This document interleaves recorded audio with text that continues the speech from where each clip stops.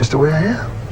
And it's worked. I did not have to change what I believe in to make what I enjoy doing. Before 1982, Teddy was a soul legend with a voice that could stop a room and a presence that felt bigger than the stage. He sold out arenas, turned love songs into rituals, and made thousands believe he was singing straight to them.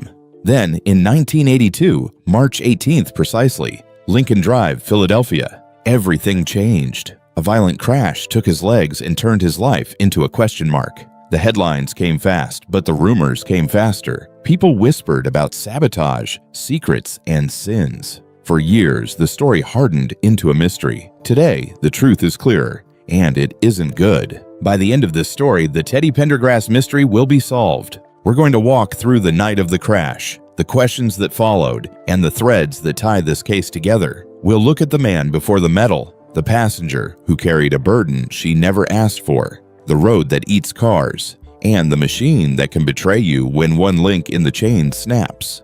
When we're done, you won't need a ghost or a grand conspiracy to understand this. You'll need the facts and the courage to accept what they mean. Before the headlines, there was a kid from North Philadelphia with church in his bones and rhythm in his hands. Theodore DeReese Pendergrass started behind a drum kit, not at center stage. Drummers learn patience and space. They make songs breathe. Teddy sang in church too. By 10, he was an ordained minister, a boy preacher with a big voice and a bigger appetite for music. Those early lessons shaped the timing, calm, and command you'd later see under arena lights. Later on, Harold Melvin and the Blue Notes gave him a runway. He took off. I Miss You, If You Don't Know Me By Now, The Love I Lost, and Wake Up Everybody. These weren't just hits, they were a bridge. Gospel fire crossing satin strings, and millions walked across. Inside the group, frictions grew. Money, credit, who leads and who owns the marquee. And by the mid-1970s, Teddy left and went solo. It didn't feel like a gamble. It felt like gravity. The solo run was a coronation. 5 straight platinum albums. For ladies only, shows that turned arenas into velvet living rooms. The mystique sharpened, the wardrobe loosened, and the baritone did the rest. The press called him a sex symbol. Fans called him Teddy. Part of the legend was the contradiction. On stage, he looked effortless. One hand on the mic stand like it might tell a secret, the other tracing the air. Off stage, he was particular and professional. He liked control. He liked to drive himself. He kept a tight circle and a predictable day. Fame made the venues bigger. It didn't change the habits that kept him steady. Control built the career. And control is exactly what the night took. Philadelphia has roads you respect or regret, and Lincoln Drive is one of them. It snakes through the trees with blind curves and sudden shadows, a narrow ribbon that punishes small mistakes. Locals have a name for its meanest stretch, Dead Man's Gulch, the run between Ridge Avenue and West Rittenhouse Street, where lanes squeeze and attention is everything. Crashes aren't rare, they're routine. Years before that night, the sunlight of success had already thrown deep shadows. In 1977, his former manager and girlfriend, Taz Lang, was shot and killed outside her home. The case remains unsolved. Teddy carried that loss. He also carried what comes with being a symbol of desire, swagger, and a kind of black masculinity the country likes in public but often punishes in private. The stage loved him. The world didn't always make it easy to leave the building. He kept moving anyway. He recorded. He toured. He bought the things stars buy because he could. Houses, cars, and then he went back to the studio to earn them again. He didn't chase scandal. He chased sound. The discipline in his phrasing came from the drummer who became a preacher, who became a frontman. It was all timing. It was all breath. It was all control. Until the night everything else took over.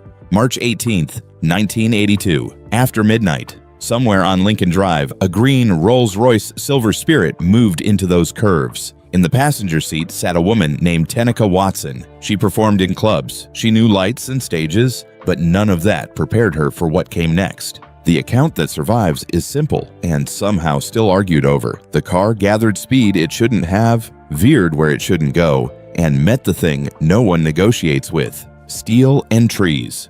The doors jammed. The windshield burst, sirens built from down the road, silence hung in the middle, and a few seconds later, everything that had looked so certain in Teddy Pendergrass's life wasn't certain anymore. Why did that happen? That's where the story splits into what people want to believe and what the evidence will let you keep. Just after 1:30 a.m., on Lincoln Drive near Rittenhouse Street, the new Silver Spirit sideswiped a guardrail, crossed into oncoming lanes, and struck two trees. The impact jammed the doors. Both occupants were reportedly trapped for nearly an hour before rescuers freed them. First responders fought the car as much as the injuries. They worked with metal, glass, and angles in the dark. Tenica got out with wounds that would heal. Teddy did not. A spinal cord injury left him paralyzed and in a wheelchair. The man who used to glide across a stage would never walk again. Hospitals, questions, a city holding its breath. And then the other thing that always arrives early: blame.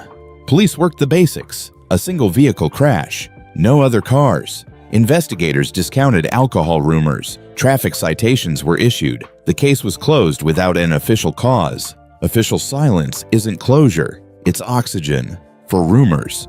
Into that vacuum rushed everything people bring to a wounded star. Some blamed speed, some blamed ego, some blamed the passenger because when people don't understand someone, they turn them into a plot instead of a person, and some pointed at a shadow. Sabotage, a hand with a wrench, a clean villain who could make an ugly night feel neat. When a story hurts this much, a villain can feel like mercy. It gives you somewhere to point. Tenica Watson told her part plainly. According to her account, the brakes failed. She says the car hit the guardrail, crossed into the oncoming lanes, and struck two trees. She's also said the media arrived before empathy, turning her into a spectacle. She has repeated those facts for years. For many, her words still weren't enough, not because her account was unclear, but because prejudice is louder than testimony. People turned her identity into the headline and left her humanity out of the copy. The machine mattered too. A Rolls-Royce Silver Spirit is heavy, powerful, and complex. Its personality lives in hydraulic systems that deliver velvet until a link in the chain doesn't. On a wide, straight highway, a hiccup can be a scare. On Lincoln Drive at night, with curves and trees, it can be a sentence. People who loved Teddy wanted to believe a machine this expensive couldn't just fail. Machines don't care who you are. They care about physics, maintenance, and luck. Other details clung to the story because they were easy to repeat.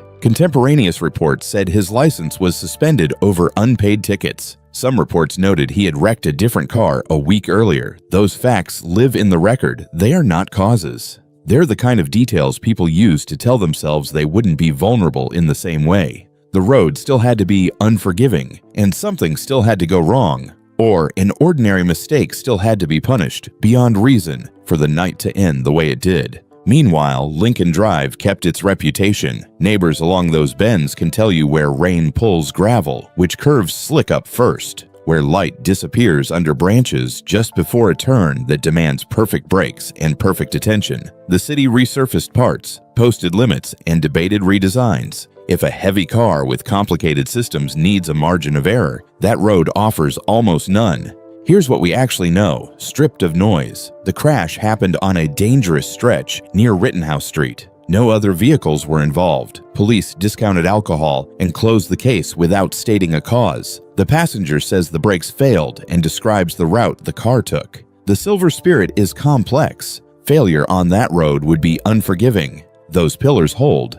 None of that made the next morning easier. Fans wanted more than updates. They wanted a guarantee the music would continue. Family wanted more than answers. They wanted the man. Teddy's circle closed ranks. Doctors delivered what they could. Diagnoses, timelines, a list of things that would have to be learned again from the ground up. Rehab began. Breath became work. Muscles behaved like strangers. The mirror told a hard truth. Control, the thing he prized, would have to be rebuilt with different tools. One question hovered over everything. Would he sing again? Not just could he make a sound, but could he command a room, shape a phrase, stand in the heat of a hook, and land it with the authority people expected from him? Teddy turned the fear into a practice schedule. He had always been a worker.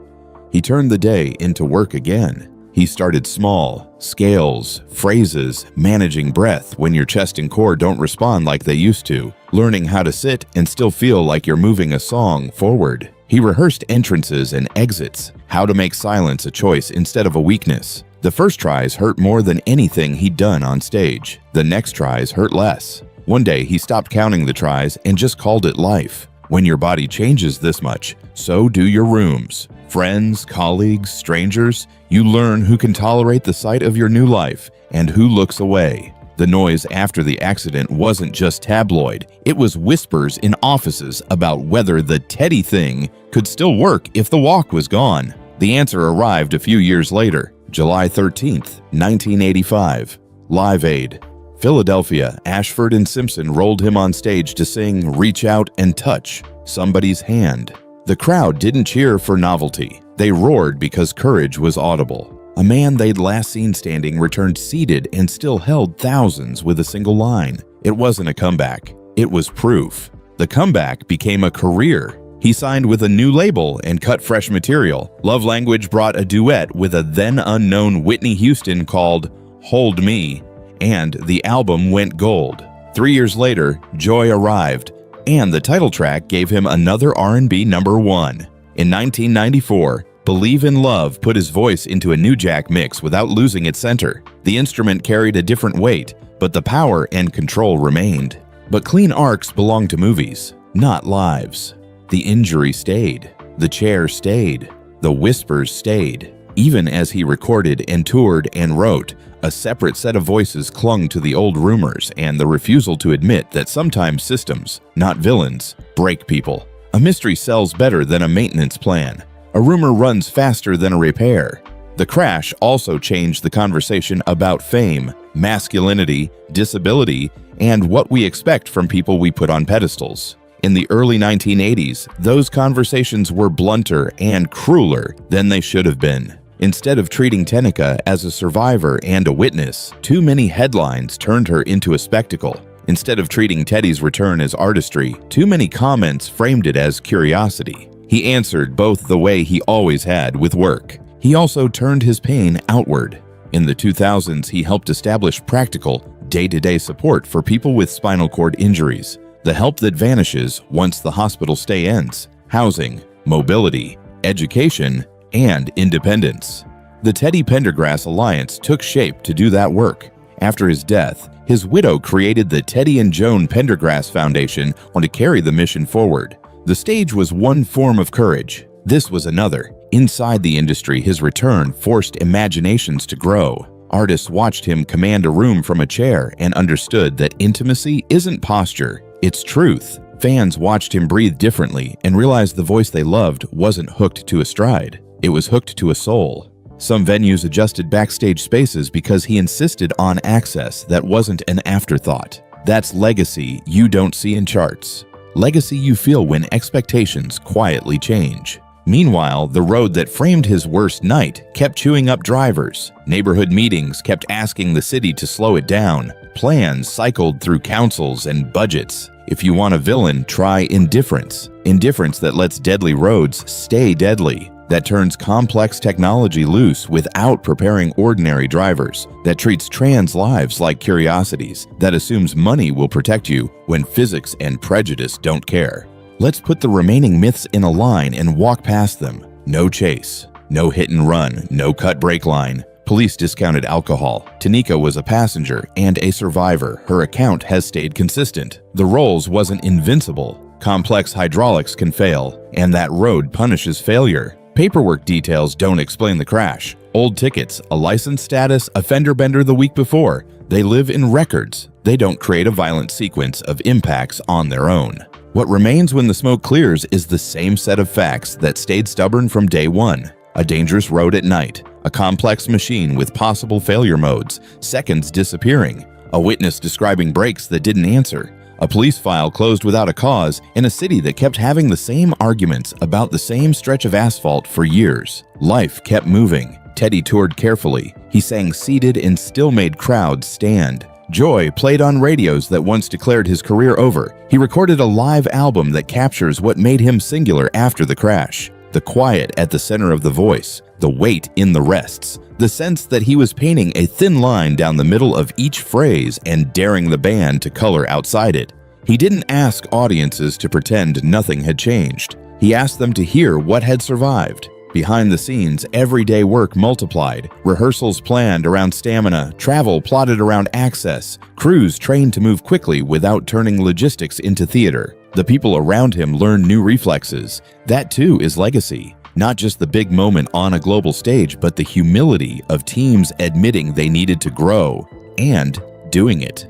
As the years stretched, the body kept its own calendar. Surgeries, complications. Good days are more plentiful than outsiders would guess. Bad days are less cinematic than outsiders imagine. In 2010, after colon cancer surgery, he suffered respiratory complications and died months later. Obituaries listed charts and dates. Fans listed moments. The first time Close the Door turned a living room into a confession. The night Love TKO made someone brave enough to leave. The Live Aid note that felt like a city exhaling. Then came a legal fight. Wills, signatures, competing claims. In 2014, a judge in Pennsylvania's Orphans Court rejected a will presented by Teddy Pendergrass Jr., ruled it a forgery, and left control of the estate with Teddy's widow, Joan. Later litigation kept the wounds open because celebrity doesn't make you private again when you die. It often does the opposite. So what did the community take from all of this? Some learned how fast the press can turn a survivor into a storyline. Some learned how a city can love a voice and still neglect a road everyone knows is dangerous. Some learned how the public will accept a machine's elegance without learning its limits. And some learned the oldest lesson in grief. A mystery is a story we tell ourselves to make chaos feel neat. What detail changed your view the most? The road, the car, or the way the story was told? Anyways, let's close the loop by putting the truth in one place. In plain English. A loved artist drove a heavy, complicated car onto a road known for punishing mistakes. According to the passenger, the brakes failed. No other car touched them. Police discounted alcohol rumors and filed no official cause. The car struck steel and trees in a violent sequence that left the driver paralyzed and in a wheelchair. A city famous for music and tough love wrapped that night in rumor because rumor is cheaper than repair and prejudice is louder than testimony. The artist lived. He came back. He made work that mattered. He helped people who woke up in bodies they didn't recognize. He died years later on a very human timeline, not a tabloid one. What makes the answer not good isn't a hidden villain unmasked at the last minute. It's the ordinary cruelty of systems. Roads that should be safer and aren't. Machines that can fail and do. Institutions that listen to spectacle before they listen to survivors. That's harder to accept because it points back at us. It asks for maintenance, money, empathy, and humility instead of a plot twist. But if you need meaning, there is meaning. It's in the way he rebuilt control without legs, the way he turned breath into architecture, the way he returned to a stage and refused to be small, the way he used his name to lift people over the worst night of their lives. It's in the way an audience learned to listen differently. It's in the way a city learned, slowly, painfully, that loving a voice means taking care of the roads that carry it home.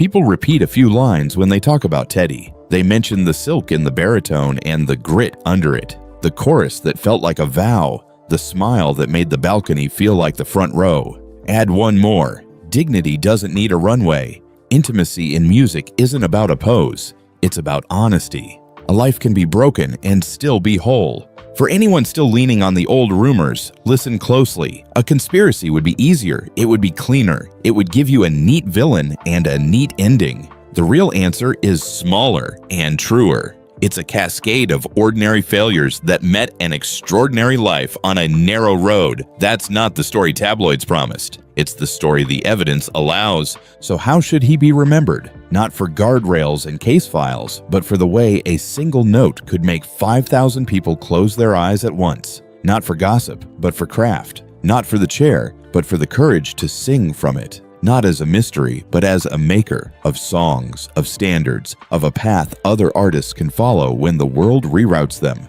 Carry that forward. Fix what can be fixed. Believe witnesses. Respect the physics, and remember the artist who made rooms feel like home again, wheels or not.